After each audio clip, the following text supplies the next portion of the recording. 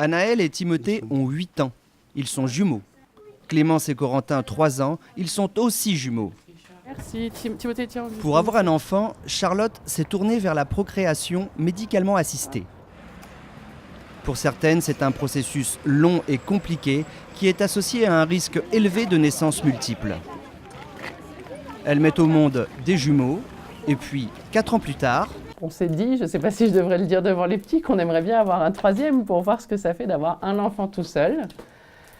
Et là, en fait, on a un peu déjoué toutes les statistiques, c'est-à-dire que le corps médical nous a conseillé de transférer plutôt 2 embryons dans la mesure où moi j'étais plus âgée.